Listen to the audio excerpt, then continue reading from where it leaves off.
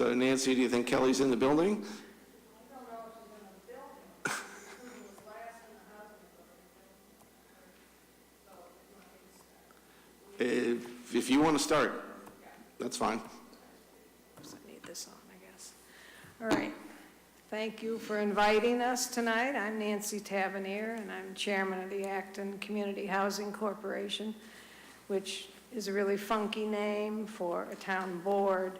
It's really a town board, it's not a corporation, but that's a throwback from the 80s when we had, when we were a private nonprofit and came over to be a town board in 1996 with a home rule petition.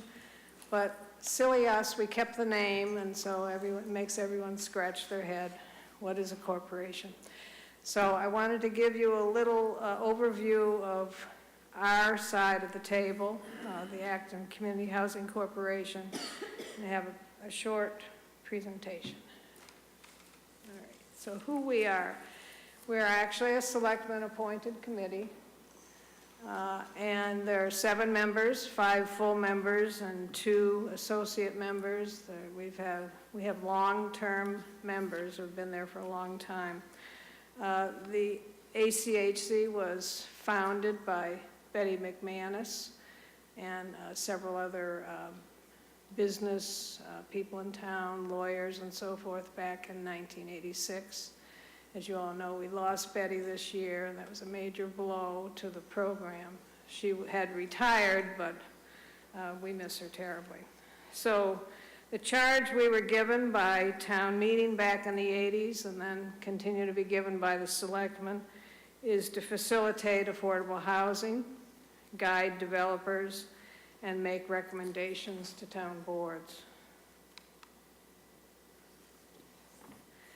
Affordable housing goals in this state revolve around the number 10%, and that's the goal for every community in the state, whether town or city, is to work toward 10%. There's no punishment if you don't get there. There were some years not too long ago when you would be denied a grant or you couldn't apply for certain funding in the state if you didn't have 10% or weren't working toward it. You don't just get 10%. But now it's a goal, and I think it's a reasonable effort. The total housing units that we have in Acton are 8,500, and currently with 578 officially affordable units, we're at 6.8%. We had, in 2015, we did a housing production plan, which every community is supposed to do now in the state. And this was a plan that included public input, workshops, surveys, that kind of thing. And it was ultimately approved by the Board of Selectmen and the Planning Board, and went on to DHCD, and it was approved by them. And the idea is to create these goals and, and work toward them. The housing production plans are good for 5 years, and so probably starting next year we'll ramp up for the next one. But these are the goals that the main goals of the plan. And there's an implementation plan. In part, one of the activities is to educate the community about affordable housing. So here we are tonight doing that. When we talk about a comprehensive permit, also known as a 40B, that's state law, Massachusetts state law, chapter 40, section B. It's actually a state law. And what it was designed to do, it was created in 1969 to help streamline the development of affordable housing. So it allows multifamily housing and greater density than your zoning allows, but you still have to meet the Wetlands Protection Act, you have to meet local and state building codes and DEP Title V, and it will give you variances to local bylaws. One that we deal with quite often is, recently, is the demolition bylaw. That's a local committee, And so that does not apply. A 40B trumps that. So what is affordable housing? There are three important features of affordable housing. First of all, they have to have a long-term deed restriction that will keep it affordable forever. We work with in perpetuity deed restrictions and regulatory agreements. Affordable housing, DHCD, housing authorities, we're involved in one of the most regulated activities in the state. Highly regulated, very little opportunity to do any tweaking of the law. Instead of, saying 25% of the units, we might want to say 10. Can't do it. I mean, it's totally, our job is to implement the law. That's what we do. So these affordable housing units have a long-term deed restriction. The price or the rent of them are set by the state, deemed to be affordable to households, depending on the percentage that you're using in the program. And the units have to be counted toward the 10%. That's what an affordable unit is. And income eligibility is the other feature. Working families, you have to qualify for a mortgage, a 30-year mortgage, so you have to have an income. This is not low-income housing or no-income housing.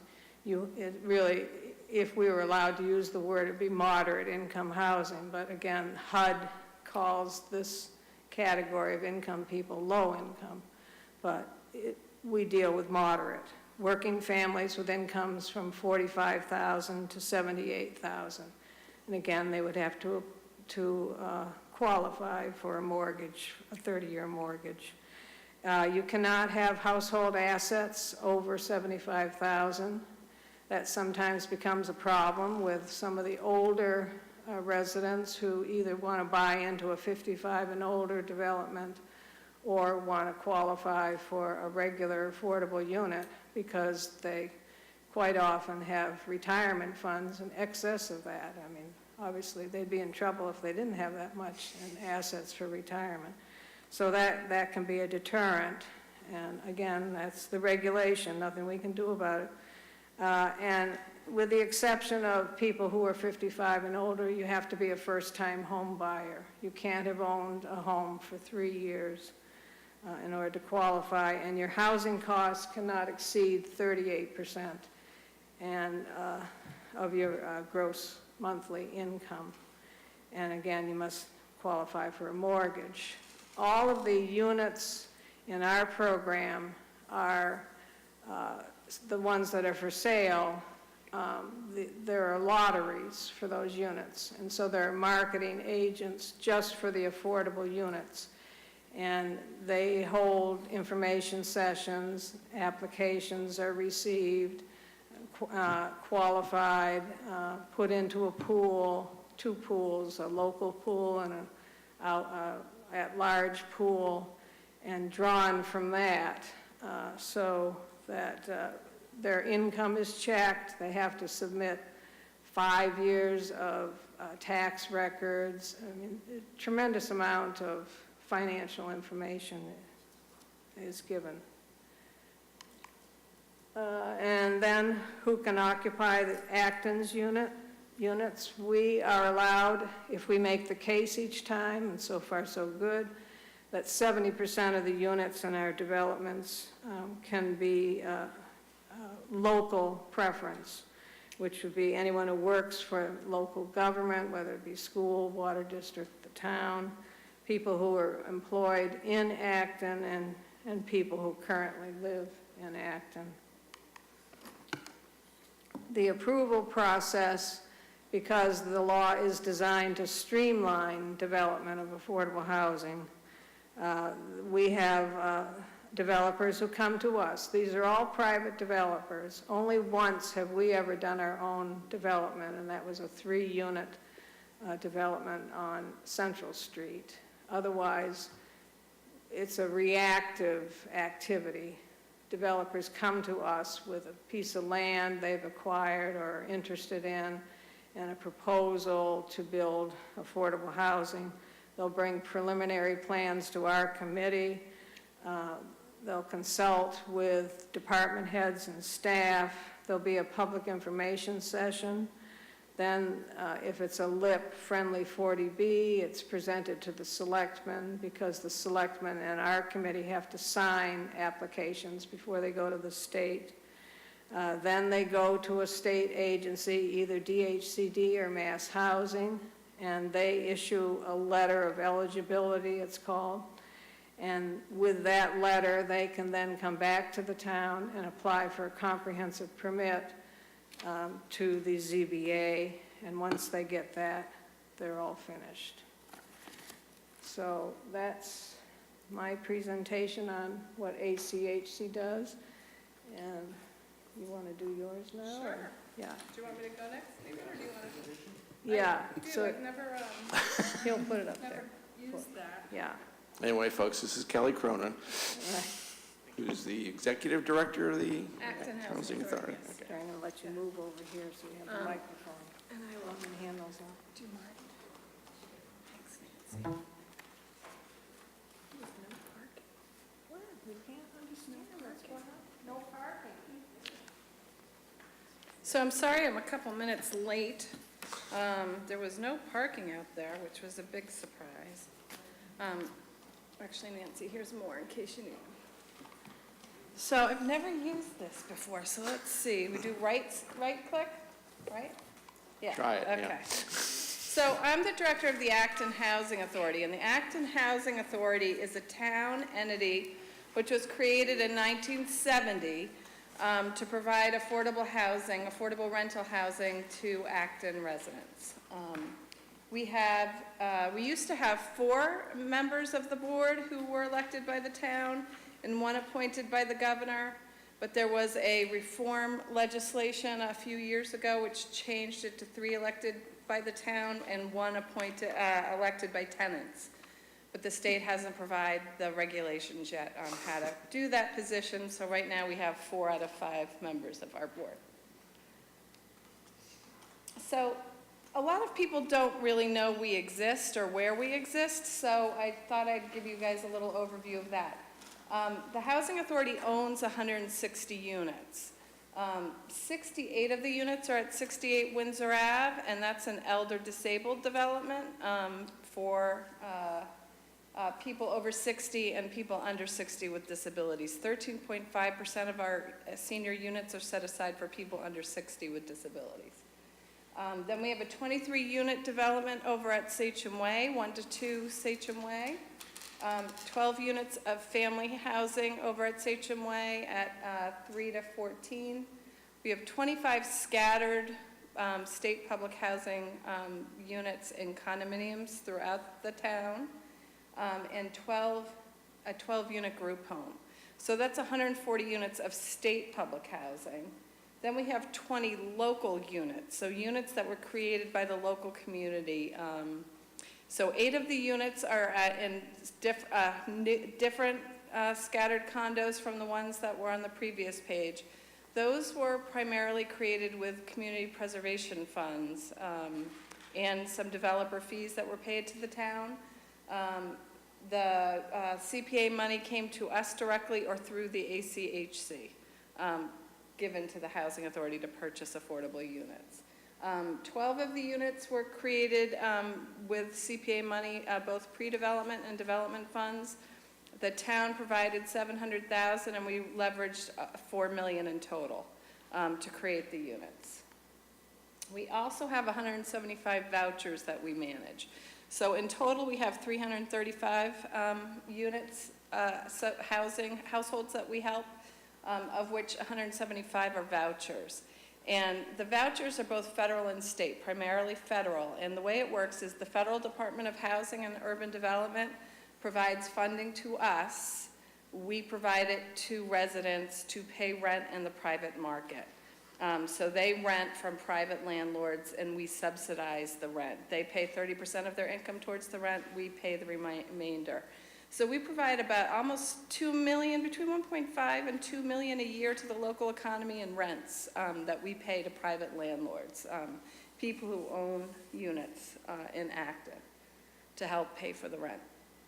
And 20 of the vouchers are for people with disabilities, and that's a state public housing program. So who do we serve? So I just did a 2-year look back for what new households we've served, because we can't help people unless a unit becomes available or a voucher becomes available. So of the seniors we housed, 50% had a veteran's preference. 25% needed housing that would meet their disability needs, their accessibility needs. We had a senior who had to have a leg amputated because of diabetes and was in a wheelchair and could no longer live in their housing that they had. 25% of the folks we helped who were seniors met that definition, and all of our vouchers went to Acton residents, all of our senior units went to Acton residents, and 66% of our family units went to Acton residents. Some families we assist have an emergency priority from the state.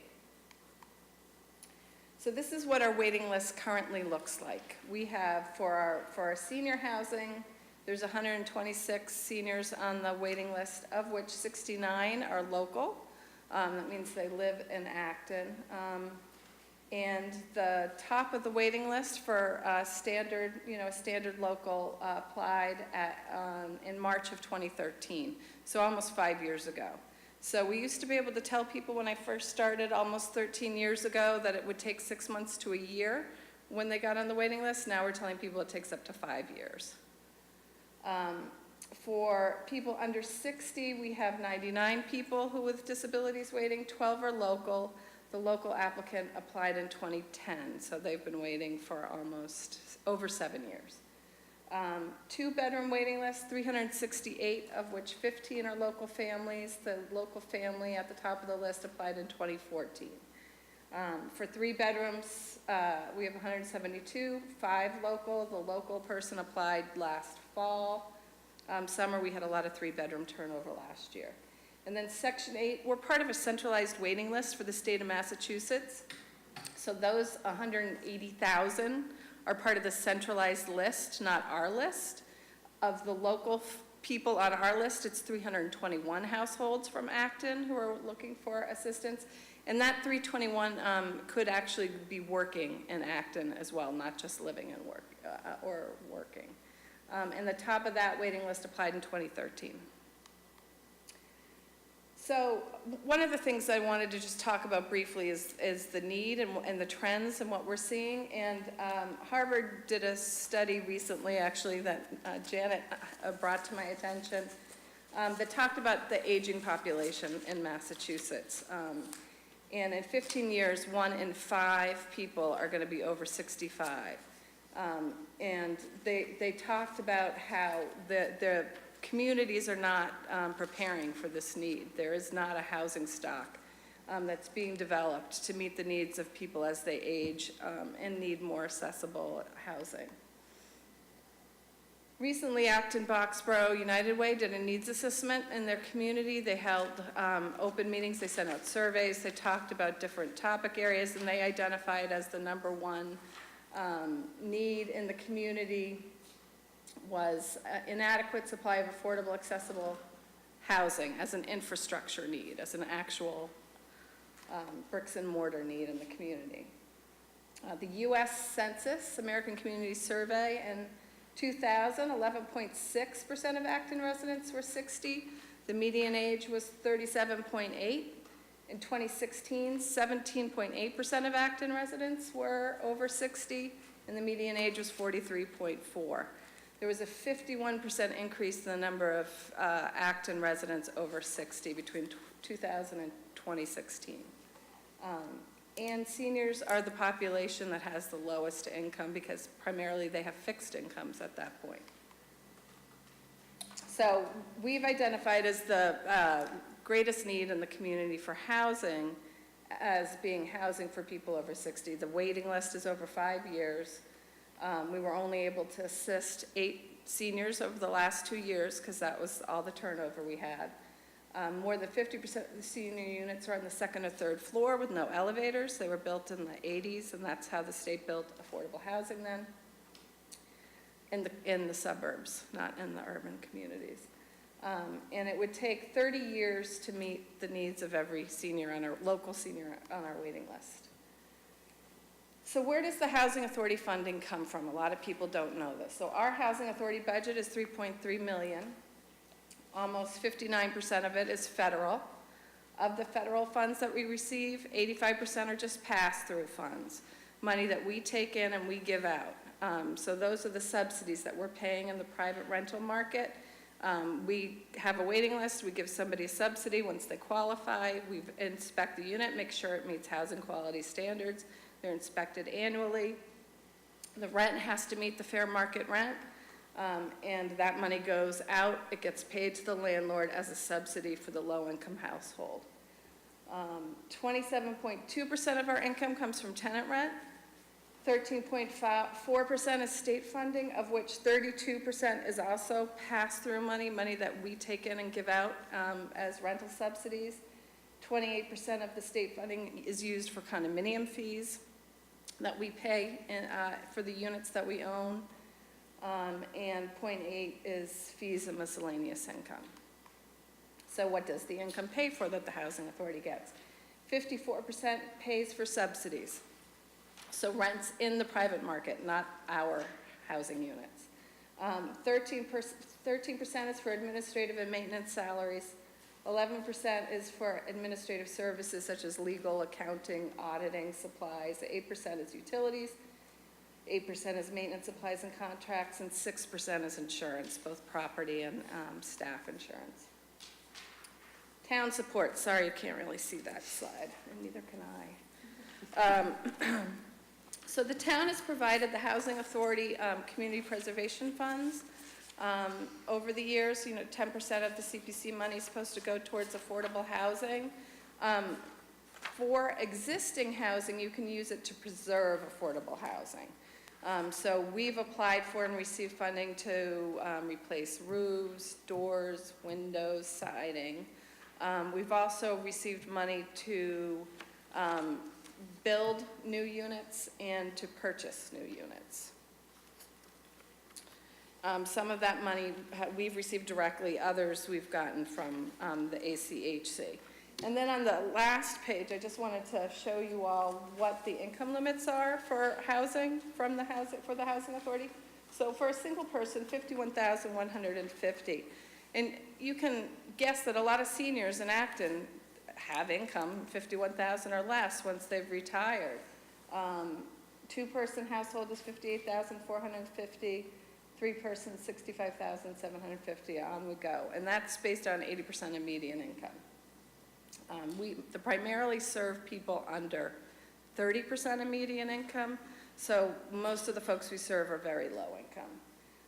And fair market rents. That's what the fair market rents are right now in Acton. Okay, so one thing I just wanted to let you know, the Housing Authority, you guys review CPC applications.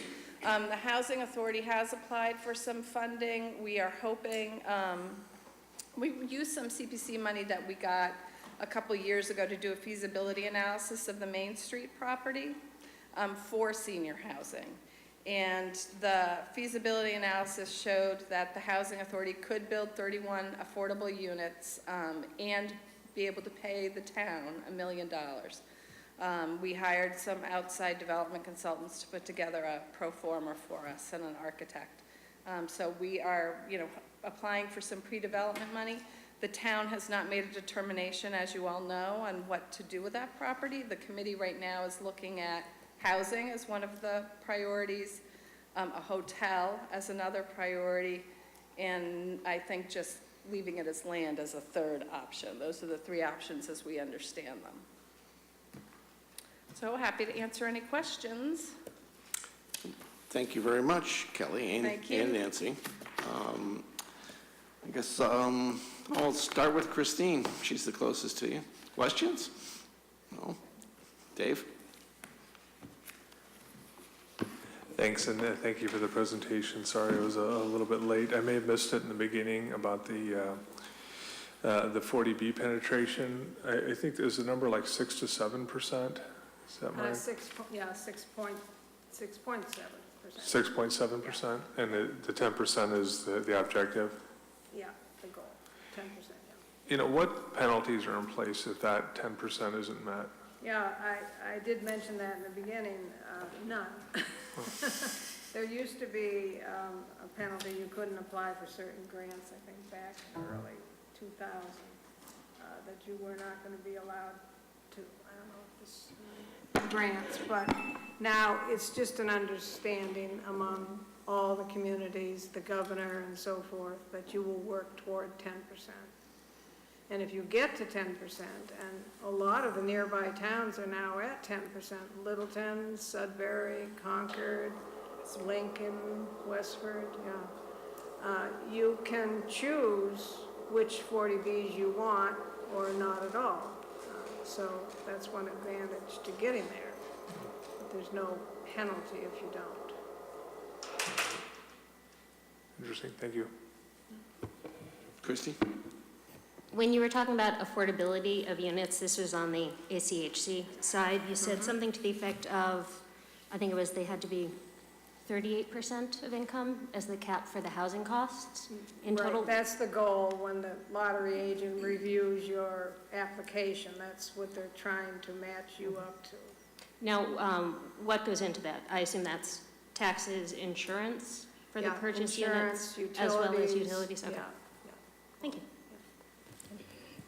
Thanks, Roland. Nancy. Thanks, Nancy. The Sachem Way project, which I was on CPC when we did that, as well as so many other ones, and the money's always well used. There's always a big need. And the Sachem Way, when they did the expansion in the back, what a great leverage that we got for $700,000. Just absolutely amazing. And I know last year Selby presented, or was it 2 years ago now, to CPC of the Walker property, and of talking about putting affordable senior housing on that property.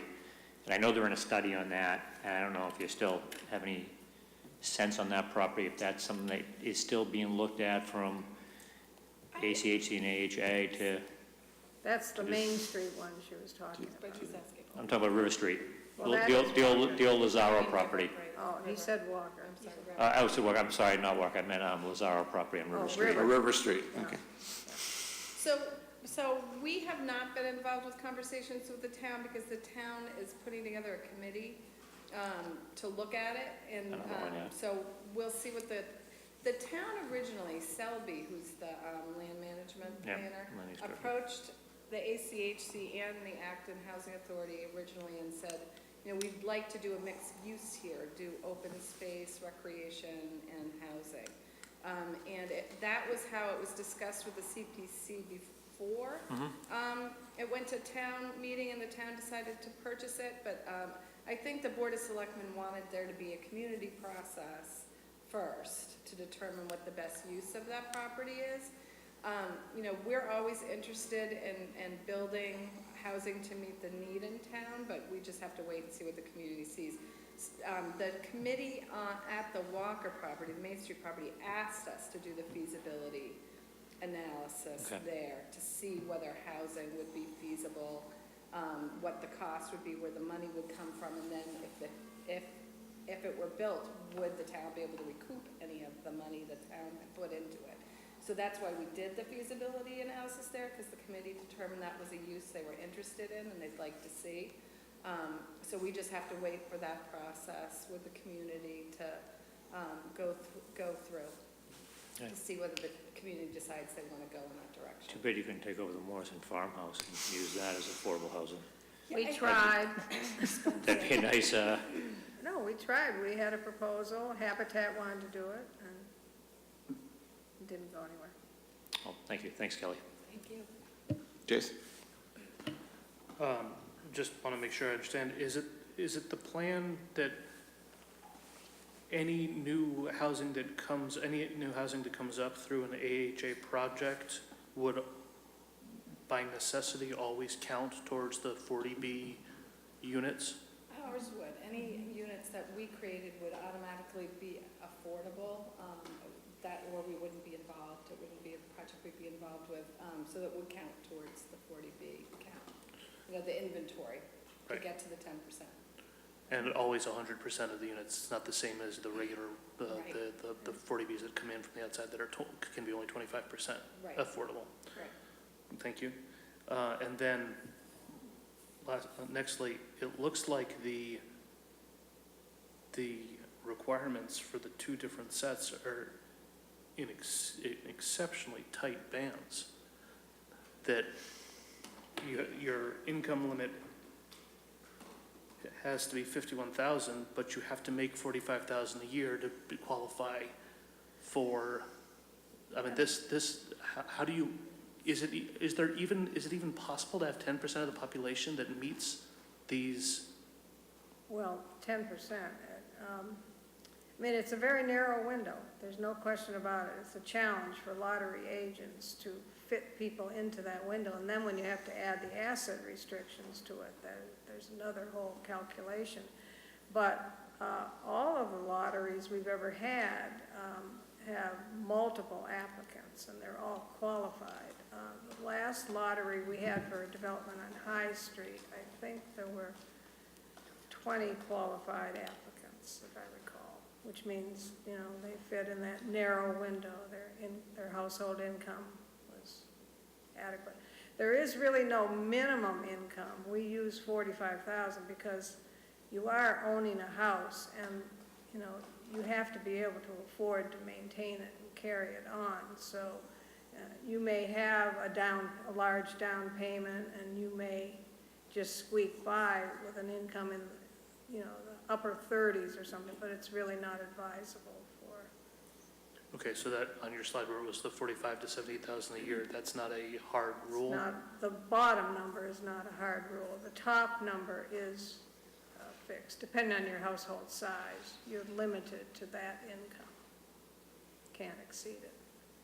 Even by, we had a resale. See, these properties are kept affordable in perpetuity, which means that you decide to sell, the state again puts the price on the house, and another affordable family is found. We had a resale a year ago of a townhouse, and for some reason it was either a slow time or it just didn't resonate with the buyers. So we selected what's called an ineligible purchaser, and it actually goes into the deed rider that it was purchased by an ineligible purchaser. They made $1,000 over income, but the difference is they got to buy the house, that's okay, but when they go to sell it, it'll be, you know, back to the affordable price, and it will go to an affordable family. So by that same token, the hope is that people do better, right? Right. If somebody ends up living in one of these houses for 10 years or whatever, and does a good job of saving, if their assets go above 75%, do they get evicted? Oh, no, they own the property. See, it's not like a rental property, like the Okay. housing authority where your income is checked every year. Okay. The dream is that they will earn more, of course. Right. And then move on and let another family move in.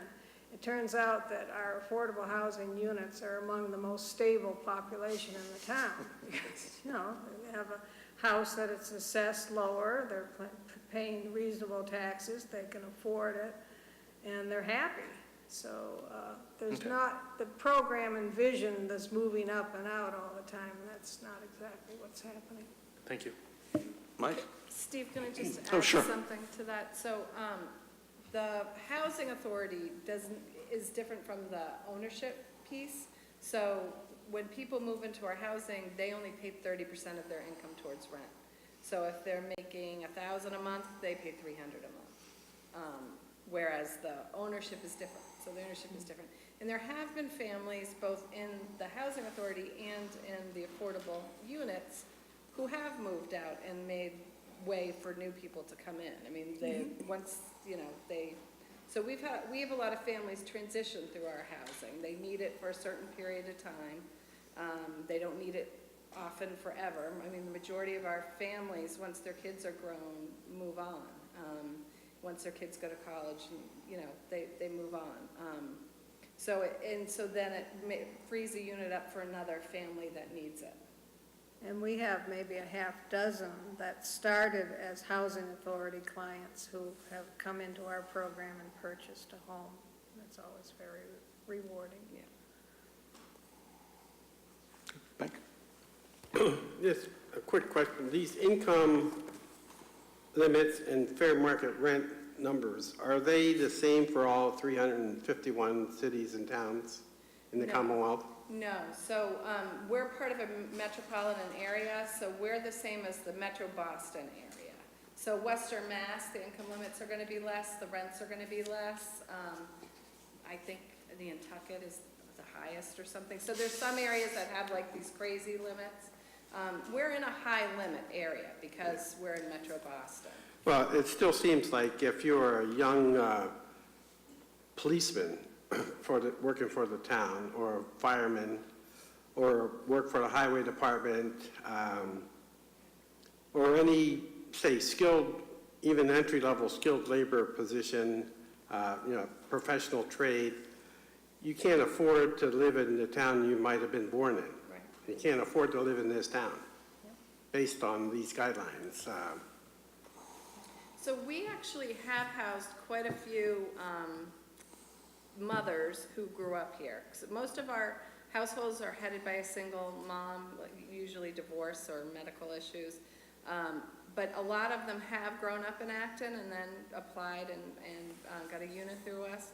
And we have quite a few, we've helped quite a few family members of town employees. We've never helped a town employee.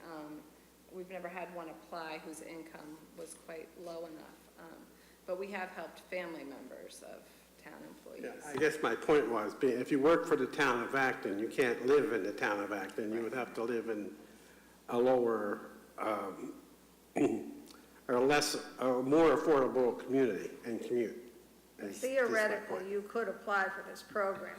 When, I think it was about 10 years ago, we did an analysis of all of the town salaries, town worker salaries, and it seemed to me it was a figure of almost 80% actually would have qualified for affordable housing back then.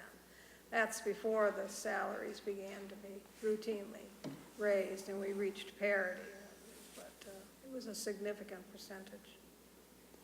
There's really, I mean, you're identifying a need that isn't being met. I mean, there is definitely a need that unfortunately the affordable programs aren't designed to meet, but still in Massachusetts, there's a need for people at 100, between 80 and 120%.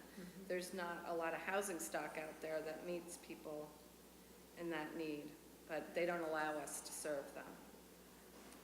Yeah, I guess the other end of the spectrum is also the retired people, the people over 65, and where the average tax bill is $11,000 a year.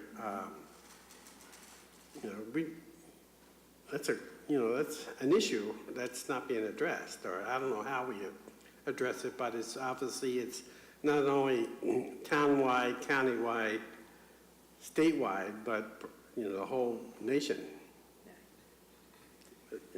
Where sort of the housing market is expanding, and house values are going up, but incomes haven't been keeping up with those guidelines, with those trends, and it's going to be tough. And now we're going to be taxed on top of the tax.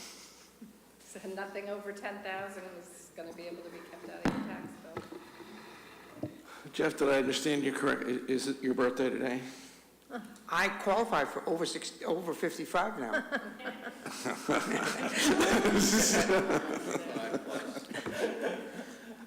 Good for you. Any questions? I do. Thank you very much, ladies. For the Acton Housing Authority, on this, you have income limits. Do you also have asset limits? No, it's the income from the asset. So if you are a person who has retired and you have money in a CD, it's the income from the CD that gets counted. So there is not an asset limit. So a senior with limited resources in terms of income, but owns a home in Acton could sell that home and qualify for the program. Right, right. Well, So, that's- so for the most part, the people, we have had people who've owned condos, who've sold the condo and moved into housing, but unfortunately, for the most part, they're losing the condo. It's not that they, are selling it and they're gonna be able to keep a lot of money. They're being foreclosed on because of loss of job or medical issues that are keeping them from working. And you mentioned sources and uses of funds for the Housing Authority. Do you have a balanced P&L? In other words, do you either break even every year by definition, or do you have a deficit that we would see, So or we're profit? subsidized. So we're a subsidized housing authority, meaning the state provides a subsidy to us. So for the state public housing, we are subsidized. We don't.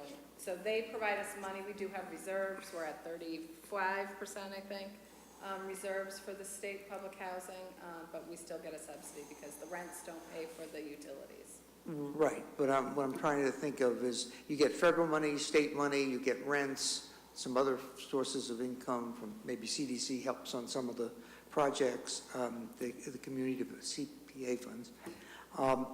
At the end of the day, do you break even, or does the town get a profit or a loss from your activity? So the town doesn't provide any operating money to the housing authority. It's all state and federal. And we break even because we get a subsidy. So they only give us a subsidy when the costs aren't provided for by the income. But they're totally separate programs. We can't use the federal money to pay for the state program. We can't use the state money to pay for the federal program. So the federal program is a break-even program. The state program, because people only pay 30% of their income towards rent, on the elderly side, we get less than $300 a month for rent, and the utilities are all included. So we pay the heat, the hot water, the electricity, the water bill, the sewer bill, whatever. So there isn't enough at the end of the day to pay for all the costs. So the state has a formula, and they give us a subsidy base for that.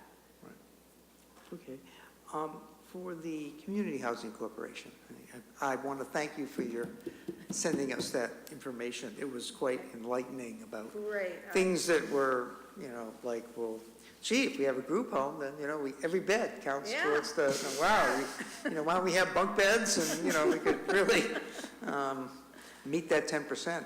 So it was quite interesting, and also the difference between rental versus owning. You only get credit for part of the actual 40B unit. and the owning side, but on the renting side, every place, even if it's not Yeah. all 40B people, counts towards Yeah. it, which is, again, quite a leverage point, I would think, getting to the 10%. I had a couple questions. The first question is, gee, I really found it fascinating that we're included with Boston in our AMI, the Yeah. median income calculations and those kinds of things. The law is the law, but Well, it does, It's HUD. What more can I say? And there's been a lot of discussion about just that topic among housing advocates, because like Westford is in the Lowell district, for instance, and we're in the Boston one, so they're very different income levels there. so But it hurts us, kind HUD, of, because, yeah. or not. Does it have does the minimum then be higher, and then more people qualify, or is it the opposite? Does it hurt us? I mean, in other words, Westford, does their Yeah. maximum They're earning lower, prices. is lower? They'd be lower, yeah. Lower, so Yeah. actually, I guess it helps us to be in the Yeah. Boston. Yeah. It just It's seems, highly regulated. In that case, it's Yeah, HUD. Metro Boston is one of the highest So- income and rent Yeah, levels. yeah. I don't want to go into a great length discussion, but I was fascinated by the regulations on profits and the whole issue of 40Bs. And if you could tell me a little bit about who is responsible for auditing these kinds of things, because my memory's already going, Mr. Chairman, being so old, you know that I am. But I think to remember that At some, 55, you're that some, yeah, that some local builder Yes, almost indeed. went to jail because he Yes. was cheating on his profit calculations. Right, and as a result of that case, which the Inspector General discovered at that time and made it a pretty big deal, I think it was a spotlight series in the Globe and so forth, the housing agencies tightened up their cost certification rules, and now they can only use a certified CPA, certified by the state housing agencies. And they have a specific methodology for preparing the audit, and forevermore, it's been without complaint. And each developer has to give a $25,000 bond to the agency to ensure that they're actually going to do that cost certification at the end. And if they don't do one, they get blackballed, and they can never do another 40B. Did that happen to the individual involved in ours? No, because the rules weren't in place at that time. I thought I saw the name. And the last, let's see, second to last question. I was fascinated by the statement about the ZBA, which said that moderate income housing exists on sites compromising at least 1.5% of the municipality's total land area zone for residential, commercial, and industrial use. And I got to admit, I don't understand what that means. You've really picked up on the interesting points, I must say. Don't send me something if you don't want me to read it.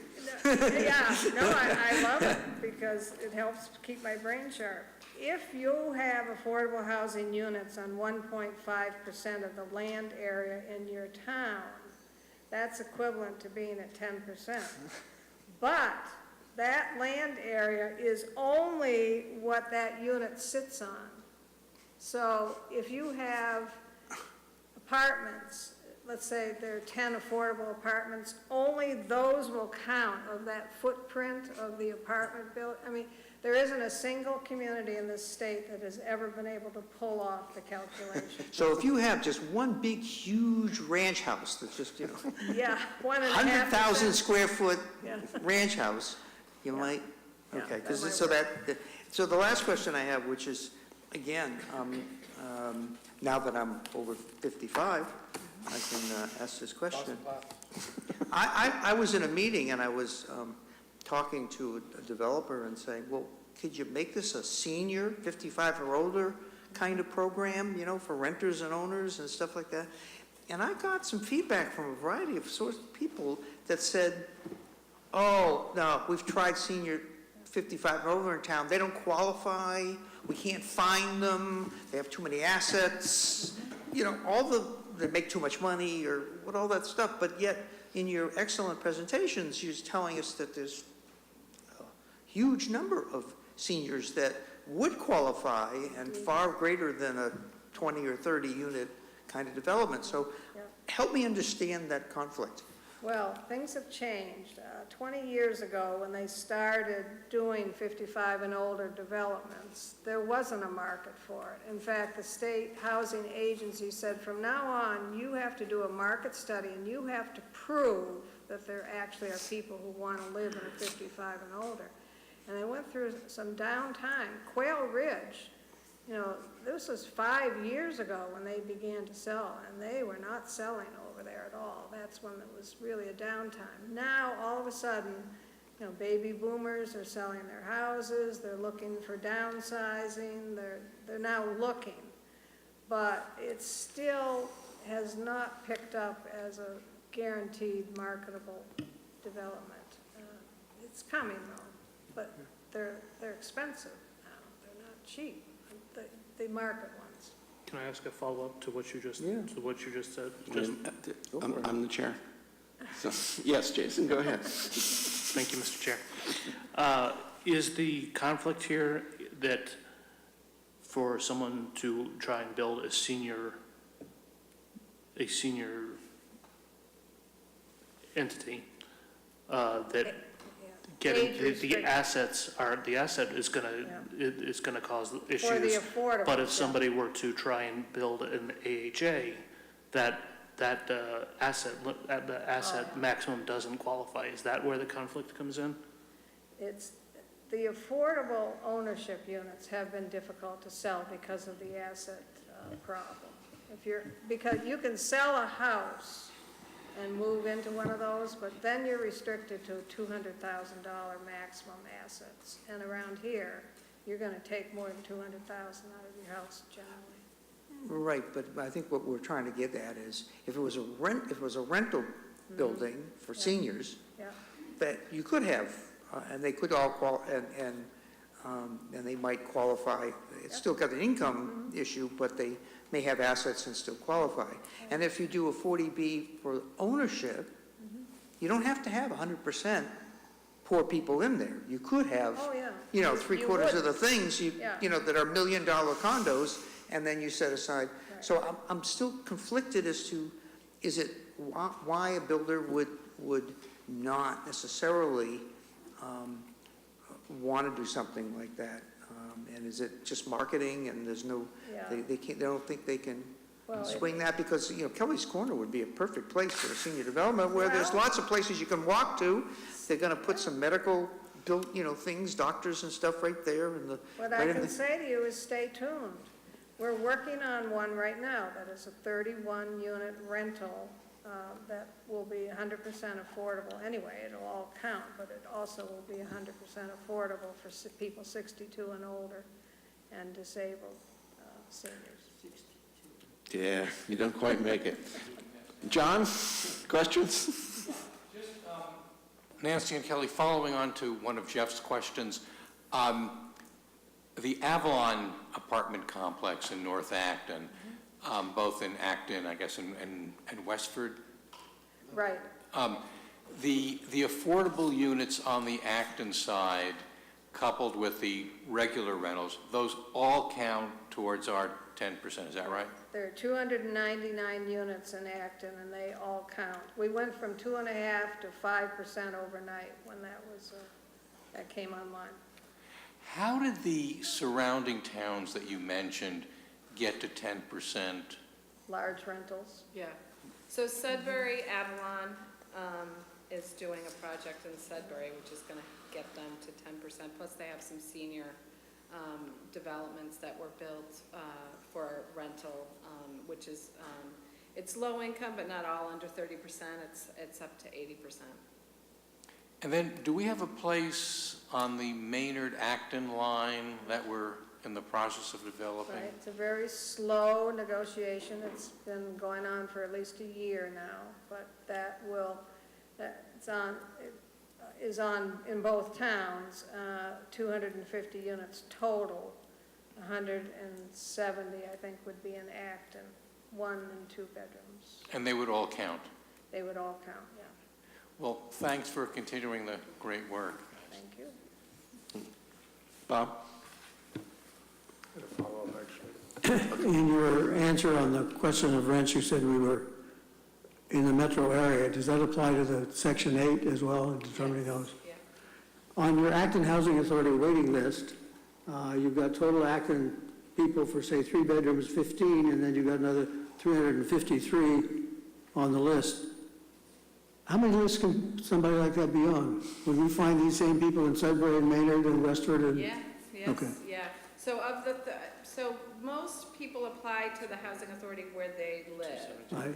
But they also apply everywhere because the wait takes forever. Because communities have a local preference.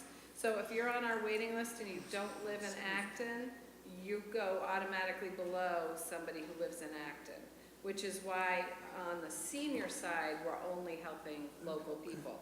On the family side, the state also gives a preference to emergencies. That's why only 66% over the last 2 years were Acton families, because some emergency people trumped them from other communities. Thank you. Dave, you had a follow-up? Yeah, on the surrounding communities and how they accomplish the 10%. I have maybe a more insensitive way of asking it, but is why did they get to 10%? I mean, if there's no penalties or what's their motivation for doing that? community values. It's, I think most communities, I mean, of course, there are some who don't do any affordable housing, but not that many. But it's, you're trying to house your adult children, the employees who work for the town, the people who move here and work here. It's a value statement, I guess, more than anything. And actually, this might be a perfect time. One of the articles that we referred you to was about housing being built. There's barely any housing being built in the suburbs by Barry Bluestone. And his last sentence I just love, so I printed it out for you. It's kind of a good time to answer this. We need people to realize this housing is not about the unwashed masses coming to their town. It is for you when you get old and want to stay in your community. And so that's sort of what's driving us. And then, thanks for that. And then one more. Is my understanding is historically there's just been a lot of housing in Acton that hasn't qualified for that limit, and I apologize if you mentioned this earlier, but is that the case that there are a lot of units that are just not qualified for that? You're talking about condos, for example? Right, correct. Yeah, they can't qualify if they don't have a deed restriction, if the people living in them aren't income eligible, and, the price or the rent has to be what is considered affordable. So the condos on Great Road don't count unless once in a while we have purchased some, the Housing Authority has put a deed rider on and they've become affordable that way. But in general, they're not affordable. At any given time they might be, but somebody might be living in them who are a millionaire or charging rents of $3,000 or something like that. You'd have to have a program to convert them, a condo buy down or condo conversion to, affordable units. But it would, each one you would have to pay $200,000 to purchase it, put a deed rider on it, turn around and make it affordable. We don't have those kinds of funds. And the state doesn't provide those kinds of funds, so we've tried to explain to some people who like that idea that it's not a bad idea, but there's just no financing mechanism. The state will give you money to build, because they're trying to increase the supply of units, not just the supply of affordable units, but the overall supply of housing units. So they don't want to buy existing units, they want to add to the inventory, not subtract. And most of the condos are owned, if they're either owned by owner occupants or investors, so they're not for affordable housing purposes, they're for investor purposes. Great, thanks. Jeff? Just to follow up, Dave, I think the reason lots of towns go with the get to the 10%, they would prefer having 200 all-together cluster of those kinds of things than to allow 40B, 4 houses in a small little lot next to $1 million homes. And they were seeing developers come in and blowing by all their zoning, and they said, well, we better be proactive and get to 10% our way. And they did it. And, you can argue whether those kinds of housing units should be spread out throughout the town or in a centralized area, but that's the motivation, I think. The thing that I was noticing is we needed about 272 units to get to 10%, and you just mentioned 175 units that maybe might come on board, so... There is something other than 10% too. It's called safe harbor. If you produce 42 units a year in one calendar year, you can get a year off. If you produce 85 in one calendar year, you can get 2 years off. So Right. the Powder Mill apartment complex has that potential to... Of 4 years or... To give us safe harbor. No, it would be 2 total, 85. they don't go on and on. Only 2 years. But still, I mean, it means that Gives you a breathing we're in room. spitting distance of getting to 10%. I mean, Yeah. But there's another census coming up, so the thing of it is, the total number of housing units is gonna be higher again, so, Okay. in 2020. Jason, last question? You're good? Okay. Great. Well, then, thank you. Can I say one more thing? You may. Sorry. Just, you know, it is a values thing, but it's also a planning thing. So a lot of communities have decided, so in Sudbury, for example, they had the Raytheon complex, and the town said, we want to build housing. That's a good place to, and that's where Avalon got built, and the town meeting supported it. So sometimes it's planning, it's deciding we want to get to 10% to meet the need, but also so that we don't have things show up next to our house that look horrible.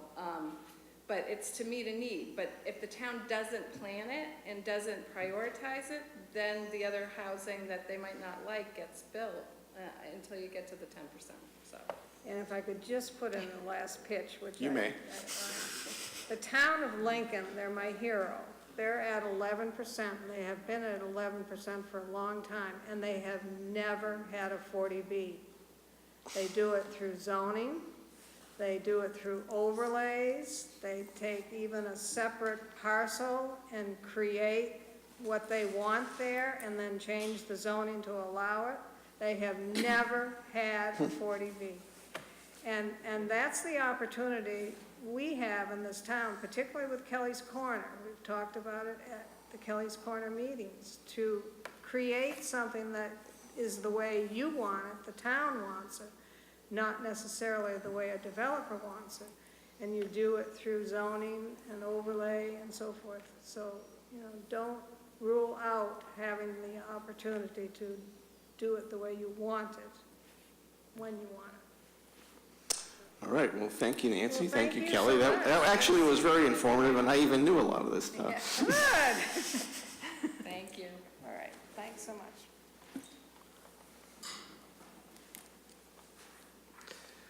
All right, the next item on the agenda is the report on the last ALG meeting.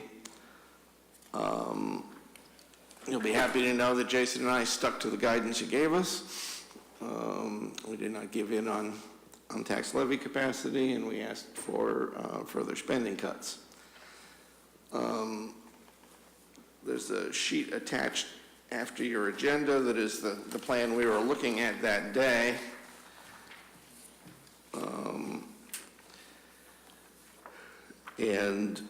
To put it in context, the FY19 numbers here still include the full 910,000 in untaxed levy capacity.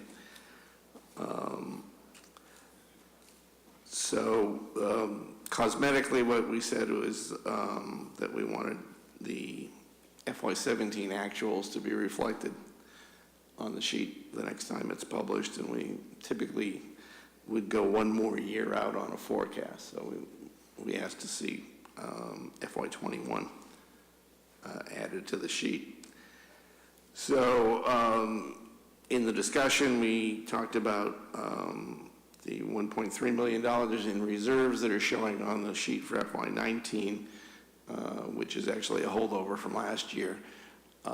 Based on the assumption that we're going with this year on a $2 million replenishment number, we said we could move that up to $2 million, which represents a zero net use of reserves as long as the replenishment happens. There was some support for our position on only using 1/3 of the untaxed levy capacity, but certainly it was not agreed by consensus.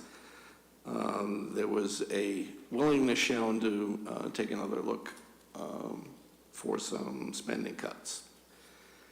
Since then, and I don't want to steal Bob's thunder, but the Health Insurance Trust met, Bob? Yes. And I heard they cut the rates by 5%. They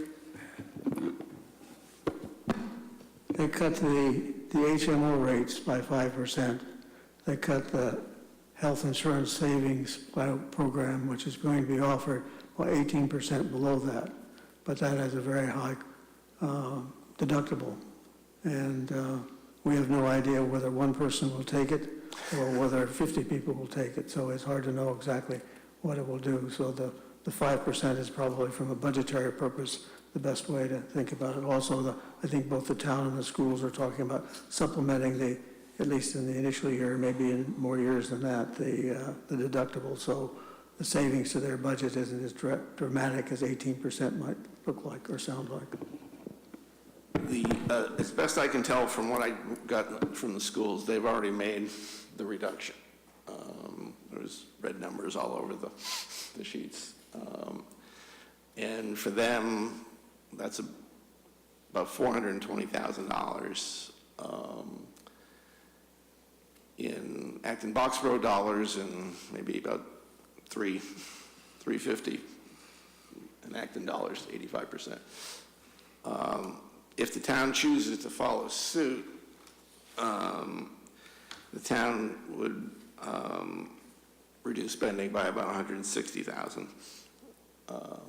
So I think we were looking in the neighborhood of $500,000 or $600,000 in spending reductions, and the numbers from those health insurance changes come pretty close. So the first question we have, because ALG will meet on February 1st again, is that sufficient in terms of spending cuts? The schools would now be down to about a 3.3% increase in operating expenses. We had said 3. The town would be below 3 if they choose. Yes, Jeff? Well, on the one hand, if I read this right, if we took the reserves from 1.3 to 2, then the shortfall would only be 434,000. Yeah, but they've got the full untaxed levy capacity in there. So what Jason and I said was, okay, we'll go up 7 on the reserves, and you got to come down 6 on the taxes. So it didn't change much. And the other piece is, I don't know, I talk on both sides on this sometimes, but I'm willing to let people overspend when there are changes beyond their control. And yet, I'm not going to give them the other flip side as well that says, and if a change comes down, then they can spend more because something out of their control helps them. If we really believe that the school should be cutting controllable spending, then I think we should continue to put some pressure on the school, because they would argue, as you pointed out, Mr. Chairman, in your response to their, if you subtract all these things that are beyond my control, I made the numbers, and then you said, yeah, but if you add these things that were beyond your control, then you didn't make the numbers. So I, for one, would like to keep the pressure on to have some spending cuts. Other thoughts? Christy, you over there? I was pondering how to say this. We've got big school expenses coming, and the schools are a big part of our tax base, our tax bill. I think we need to get them used to the idea of getting the spending at a level that we can all agree is sustainable going forward. And the 3% is more than our 2.5% increase we get every year. So I think now's the time to start trying to get everyone working towards taxes going up at a much more sustainable level. Okay. Bob? I followed Jason's nice link and read through the school budget several times and was frankly astounded at the, this is a system which may not be losing students at the rate at which we once thought it would, but it is certainly not gaining students, yet they're adding 6 additional teachers, 2 of which are perhaps special education and they need, but it's not at all clear why they have to add 4 more. They're adding assistant coaches, they're adding assistants in the classrooms, they are proposing to give up 50 years of 2-tiered busing at the elementary school to the tune of $1.5 million. They're talking about spending, at least on this projection for FY20, at 5.74 increase. And yet they're also going to probably come to the town meeting a year from now and ask for a huge expenditure on a twin school. And I frankly don't understand how you go to the public and say, keep raising our taxes because we want to have all of these wonderful things. And, oh, yes, we need to build a school. Most of you don't have children in it, but you should pay your high taxes anyway. Somebody needs to speak to them, and maybe we should speak to them this year. Okay. Other comments? Roland?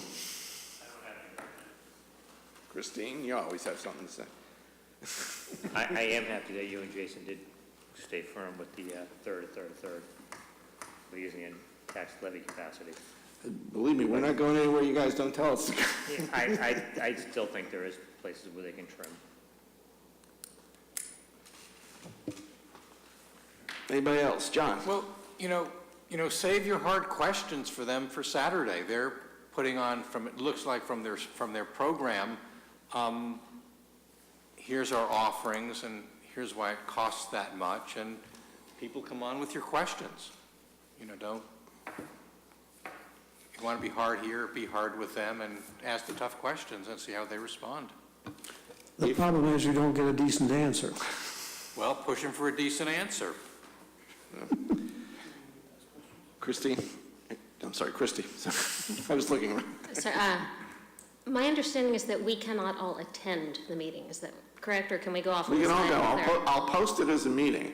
Okay, so it could be? But it's not going to resemble the way the town did it. We're not going to be all sitting together, and we're not going to be asked if we have questions. If you have a question, you're going to have to barge to the front of the room and state your... Do people actually go to this generally? Yeah. Okay, Yeah. thank you. If you have questions you want to submit in writing, you really probably need to get them to me tomorrow.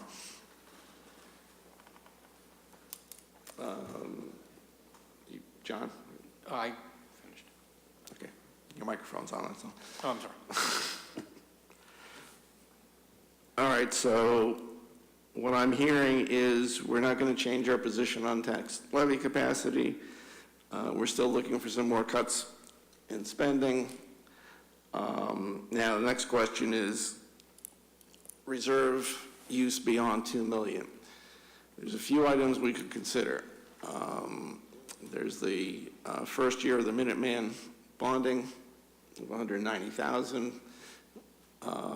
There's capital items in both the town and the school budget. I'm not saying you have to.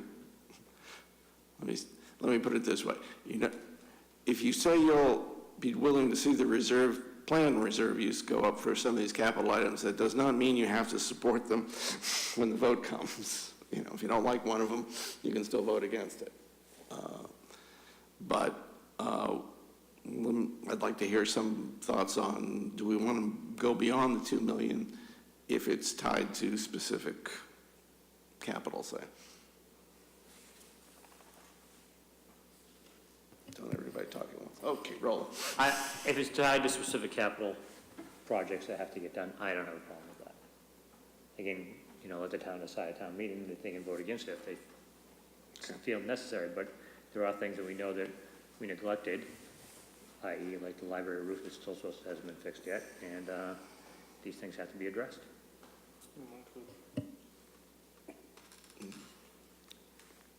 Yes, Mike. Yeah, I think it makes sense to absorb the first year or two of the Minuteman capital. I think it'd be affordable. Yeah. Plus, I think their budget won't increase, and I think it might actually go down a bit, at least the construction piece, development piece. So we're able to take 12 months off the 36-month schedule, and it could represent savings of as much as $6 to $10 million off of 144 million total. Does anybody object to us agreeing to increase the reserve use for capital items? Okay. I know I'm supposed to listen, but I do have an objection. No, you can't. Go ahead. In concept, I'm fine with using, in adhering to our guidelines about using reserves for capital budgets, but I'm very cautious about someone turning around and saying, well, a truck or a car or something that is slated to be replaced every 3 to 5 years anyway suddenly qualifies as a capital budget. So I think we need to be careful about them just saying, oh, but this is capital now. And meanwhile, we've also been trying to get the schools to put more into ongoing maintenance capital. I don't want that to be suddenly come out of the reserves because we said you can use reserves for capital projects. I think we need to be a little careful about a blanket statement on that because I don't want it to be abused. Yeah, I wouldn't consider anything that's not a specific item, and fairly big ticket one. Yeah, Jeff? Just to follow up on Jason's comment, would it be fair to ask the school committee if they're going to spend $100 million for a dual school, what the impact of maintenance will be in subsequent years, so that we don't 4 or 5 or 10 years later have the same problem that we had now, schools that weren't maintained? Get that one? Absolutely, you absolutely should submit that question to Steve tomorrow, because that's one of the recommendations that came out of Doreen Whittier, which is that if you're going to bond a building for 30 years, but you build it with a 50-year time frame, you absolutely have to put appropriate maintenance into it to keep to unlock the value of the 30 to 50th year. So a perfectly legitimate question for the administration and the head of facilities is, what is your plan to ensure that we're going to have a viable building at the end of the bond period? So submitted, Steve. Yeah. Well, when are you going to have to write it up? All right. This is a bit like pulling teeth, but ALG will meet on February 1st.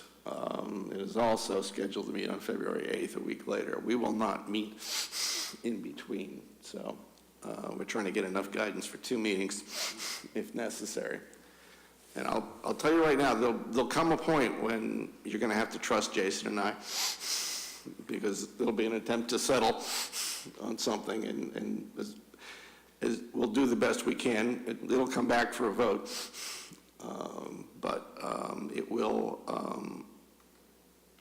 could happen on February 8th. That it gets what we consider close enough that we can all agree. All right, moving on. Well, yes, Jeff. Being your schedule, I'm sorry, Mr. Chairman, I'll be away on the 27th of February. Ooh, you're going to miss a lot then. That's New Hampshire school vacation. Well, maybe you'll miss a lot.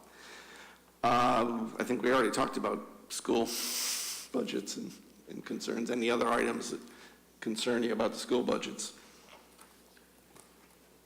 Christine? So when I was reading through the budget and their presentation, they're recommending that they start a 3 to 5 year capital subcommittee.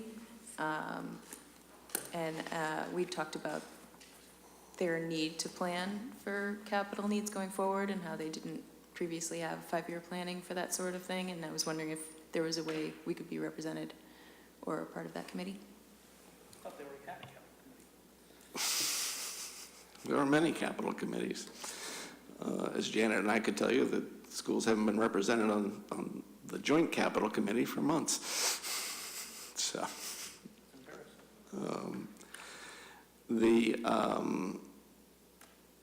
well, Jason, you're on the building committee. Yeah. So is there another committee? There was a separate committee, which was the Capital Improvement Plan Committee, but that hasn't met in months. And I don't know if it's officially been dissolved or not. But That actually is the genesis of all the questions I'll be sending you tomorrow for Oh, Saturday. okay. Christine, would you like to withdraw the question in case you get, when you ask if we're going to be represented, then there's a tendency to name that person to be the representative. Mike can tell you about that. I'm interested in us being assertive in being represented on that committee. Okay. Point taken. Other questions or concerns other than what you're going to send me tomorrow?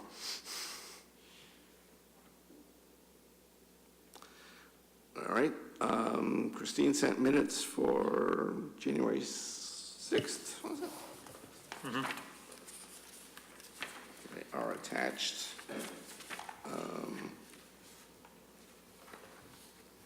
Did anybody have a chance to read them? I did, I have a correction. You have a correction? Brian was here. It even states in this first paragraph, Brian stated the follow question, so I figured it's kind of hard for him to state something if he wasn't here. He came in late. He's still here. So that's the only correction that I have on the minutes. Oh, actually, on the point of view outreach, Tom and possibly Roland will present to the high school 12/17. What year? Well, it says 12/17, which would have been December 17th, of 17, but Do we know the right date? The high school is, hang on a second, we do know the right date. I just have to dig it up. it was 1/17. And didn't it get pushed to, Oh, I don't know. got pushed, hang on a second. I got pushed, okay. Sorry, I don't have it at my fingertips here. It was 1/17, it would have happened also. Right. That would make sense because it's 1/6. These are 1/6 minutes, so. It got pushed. Hang on a second. I'm sorry, it's going to take me a second.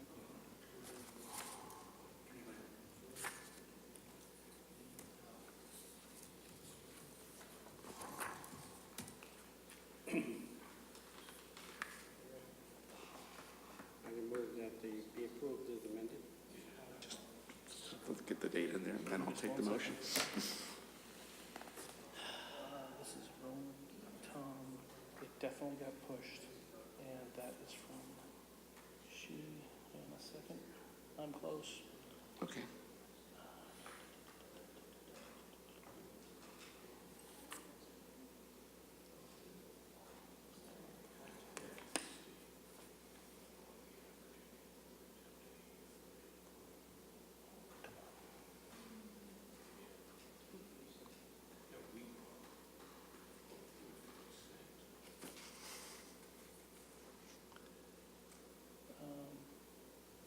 Dave, this was you, that you were, you weren't high school, Dave, were you?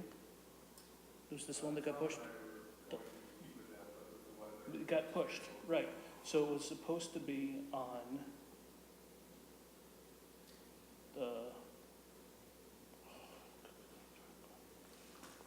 we were supposed to be on the 17th. So for the purposes of the meeting minutes, it's supposed to be 1/17. All right. 1/17. 1/17, for the interest of anyone who cares, it actually got pushed because that was a snow day. And so now, the most recent thing is that it's going to be on March 14th. So it got pushed. Okay, I'll take a motion to approve the minutes as amended. So moved. All in favor? Aye. Against? Any abstentions? All right. Okay, upcoming meetings. At our next meeting on February 13th, we'll have presentations on Kelly's Corner and the North Acton Fire Station.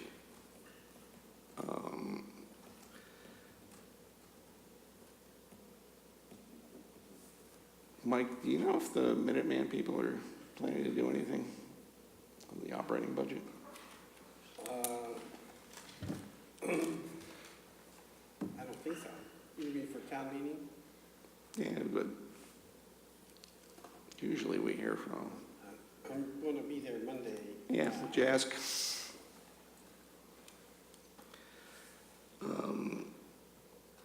Or at least get copies of what they're proposing, because we're going to have to take a vote on the assessment. I sent you a copy of the development budget, not the Right. ongoing operations. Okay, who will not be here other than Jeff on February 27th? Okay.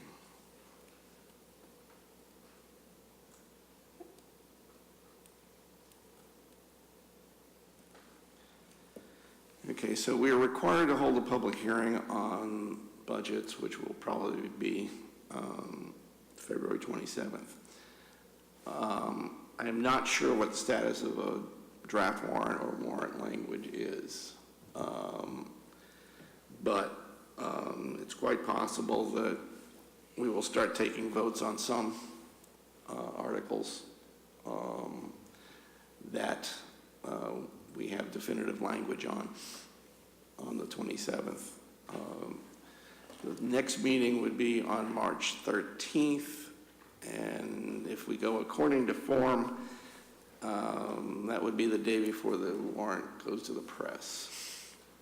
So any and all other articles that we haven't voted on the 27th will have to be voted on the 13th.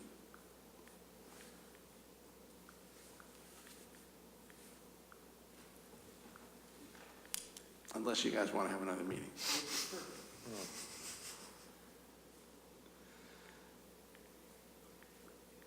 I don't want to have another meeting. And Roland, you're going to check with Walter about the CPC presentation? I'm sending an email right now. Okay. Yeah, you could come any one of those. February 13th or 27th? You can come the 13th, like I said. If there's a glitch, we're going to have to defer. I'll put them on the 27th. Easy to deal with it. All right, committee reports.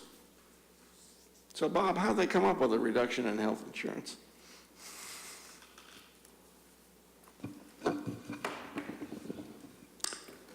The town and the schools negotiated with the assembled unions to have certain changes in the structure of the plans, which estimated will probably produce 4% savings in this coming fiscal year and probably another 1% in the fiscal year following, and that the health insurance, the high savings plans would generate an 18% savings. We continue to build up our balances. Our balances are probably will be close to 40%. So even these may not reduce them that much. So it was on the basis that we have more than enough reserves to protect us against unexpected Definitely. deficits. And so there was also a feeling, obviously supported by the two non-members who attended our meeting, that it would be nice for the employees of the town and the schools who have agreed to these changes in in the structure of their programs to see it reflected in lower premiums on the basis that they were paying more, and they will pay more. And since we had the money to do it, we went ahead and did it. Okay. And we did it in January rather than February because everybody wants to get their budgets done earlier. We've historically maintained that we can't do anything till the end of February because we had to look and see where the reserves were, but the reserves are certainly adequate.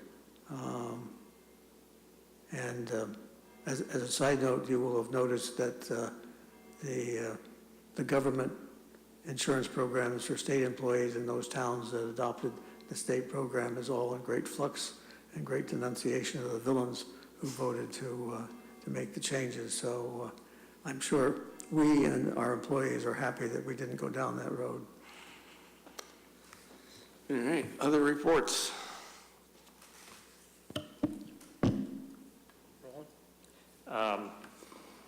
There is an article, so after our last meeting on the 6th, the CPC met on the 8th, and there is an article to to restore the Old North Schoolhouse on Harris Street. It was a one-room schoolhouse built in 1839.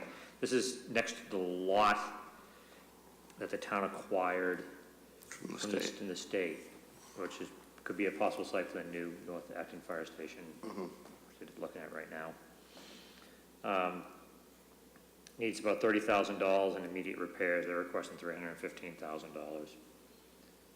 So we'll see how that ends up going. It was one of two school houses that were built in the town. I believe the other one was in West Acton. It's the only one left remaining.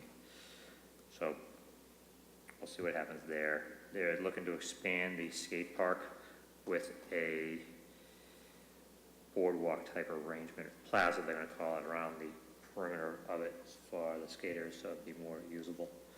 And looking for $76,000 for that, and supposedly some money is gonna be hopefully given from the Boxborough CPC this year, but you have any indication of their last town meeting? The last time they get an article for this, it didn't go well. no. So, we shall see. Dave? Excuse me, just briefly, Kristen came to the SATSAC meeting and talked about a 2-year bike share program that would be put on by Zagster. And skipping the details around it, but essentially they would, Zagster would install 4 bike racks, 2 of which would be full of bikes. One of them potentially in West Acton, and the other one at the train station. 2 racks each, one with each, one full of bikes. And the idea would be to facilitate biking transportation to the train station, and similarly, Maynard at the same time is looking to do a similar program from their Main and Mill area in town. That I guess there's interest in biking to the South Acton train station. Currently, there's a shuttle that offers some transportation options. So the total cost of the program for 2 years is $36,000 for the racks and the bikes, and that would be partially paid for the first 2 years of $18,000, which is pledges from local businesses and community property owners, as well as the potential for $9,000 in ridership fees, netting out to a total expected cost to Acton of $9,000 over those 2 years. Now, likely the pledges from local businesses, et cetera, wouldn't be sustainable after the first couple of years. Perhaps some of it would, or maybe it could even be more, but in any case, she had some success discussing it with the Board of Selectmen, and it's still a little bit early, but I just wanted to put that in front of the committee right now, that there's another transportation option being discussed. Jason? May I ask Dave a question, Mr. Chairman? He's a messenger, remember. That's why I asked you. You may. I just had the opportunity to be in Seattle, Washington, a couple weeks ago, and they got like 1 million bikes from 2 or 3 different vendors, and they were all over the city. I mean, spread all over. They're not in racks, they're just people wherever they stop and use them, they push a button and it locks, and to be in front of their house in the playgrounds or whatever, and then somebody else walks over and pushes the button and unlocks it and charges it on their phone, and evidently it's a huge program, and I wondered if anyone in Acton knows what goes on in Seattle. You know, I'm not familiar with Seattle, but Boston has, I think it's called Hubster or Hubway, is another program it's much more scalable and built for a lot more densely populated areas where you have people moving bikes around quite regularly. Zagster, I think, is more specific to smaller towns where there's more niche interest in specific areas, because they just wouldn't have the scale, is my understanding. And again, this really being built sort of facilitating train station usage. But this Boston has the racks, the Hubway racks. There's not nearly like that, but there's quite a few of them. And if you do want to take a bike from A to B, it's as simple as just zapping with your app or whatever. It just unlocks it. And you take the bike and you can leave it in a rack anywhere around town. And someone had told me that if one rack is full or one's empty, that they have capacity to move them around and shuffle the bikes around town. But again, that model I don't think is really applicable for at least Acton. But this is just a pilot program. I think the idea is, one thing I stressed with Kristen is, I remember Margaret talking about some of the other transportation programs and how there's not really metrics associated with them to determine whether they're really being used or successful. And obviously, they typically run deficits. So the idea here would be is if these local business these pledges from local businesses, don't last for a very long time, that we don't want to get into the habit of paying for another entitlement that's used by 3 people a year, $12,000 a person to ride the bike around town. So I don't think that'll be the case. I actually, relatively enthusiastic about this, and it is, you're signing an agreement for 2 years, and after 2 years, if it's great, or after 1 year, if it's great, you can add more capacity just by signing another contract. And if it's not going great, we'll have to find a way to make it be greater. Maybe it's taking out one of the racks or whatever, but yeah, the dollar amounts certainly aren't big, but I think we're all sensitive to, a program that's out there just not being utilized is to its fullest.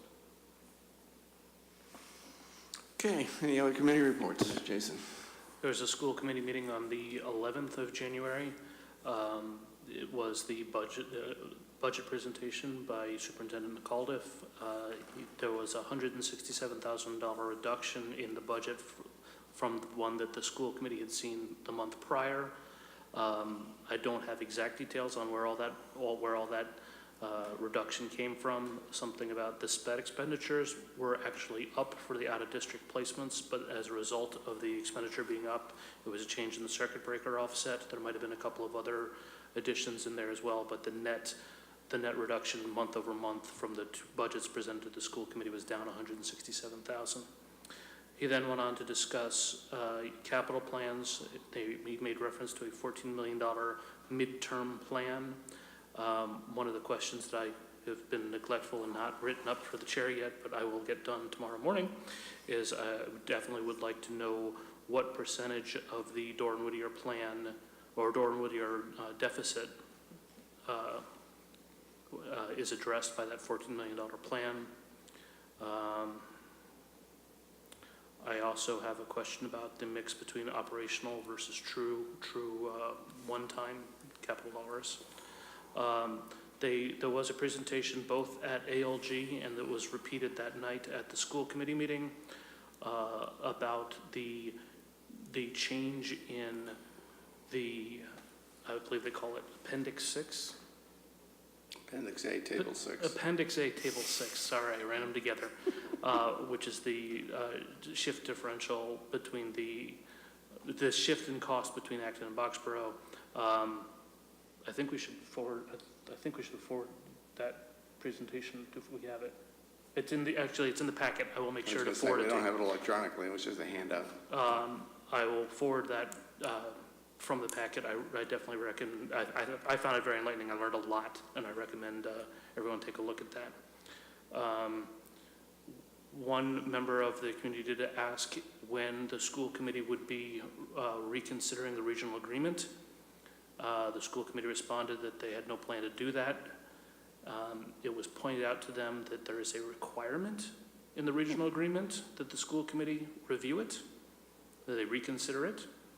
So I think that might be a stay tuned item. Just 2 other pieces of information to pass along.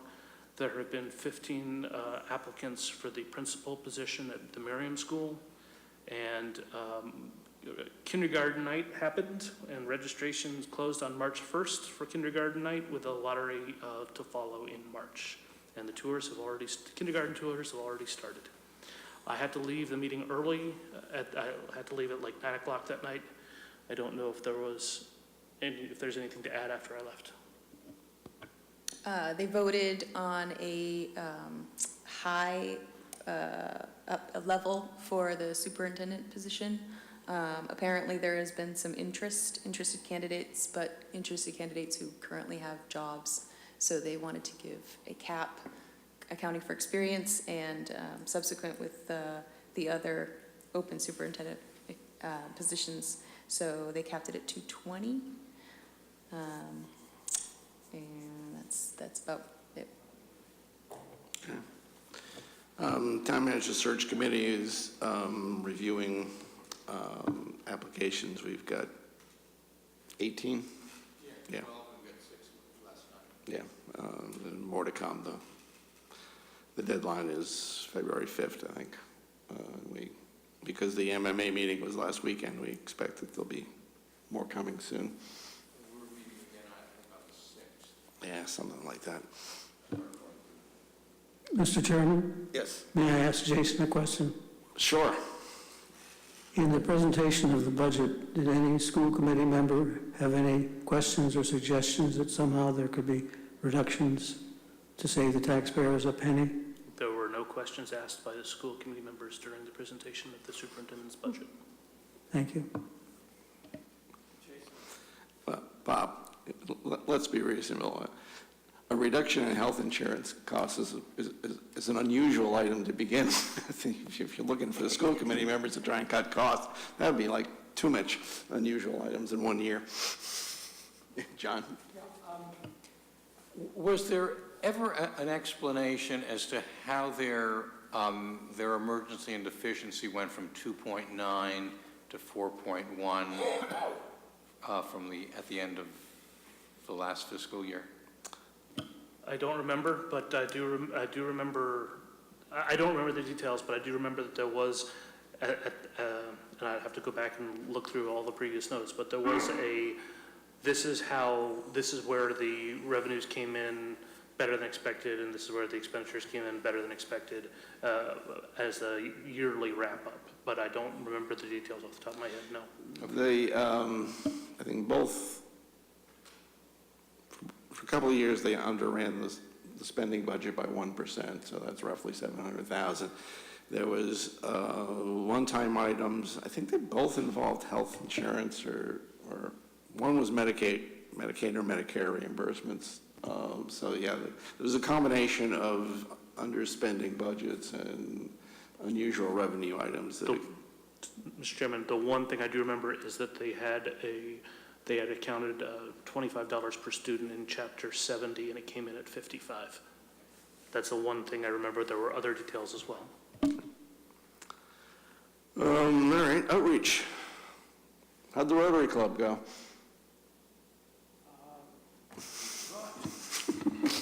We've never done one to the Rotary Club.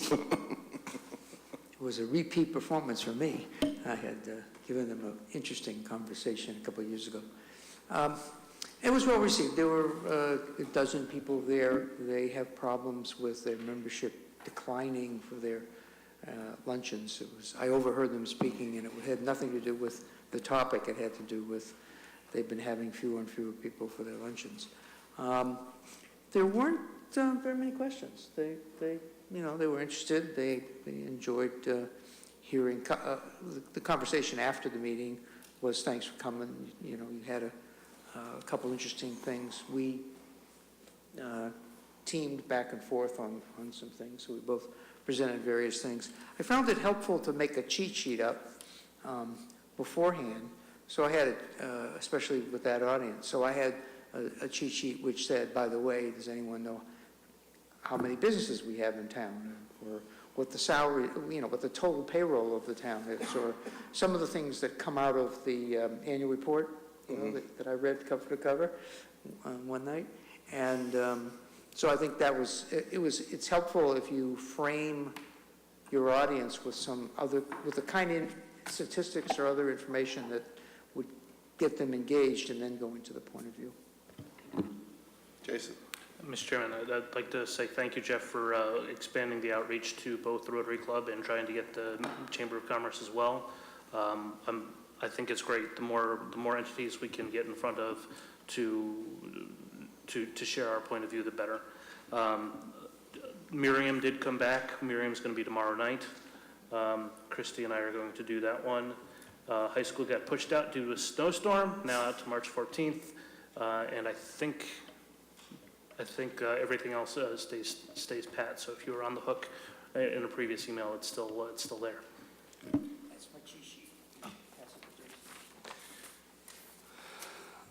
Okay, well, I've come to the end of my agenda. Anything else that has to come before the committee?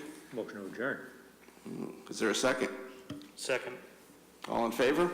Aye. We're adjourned.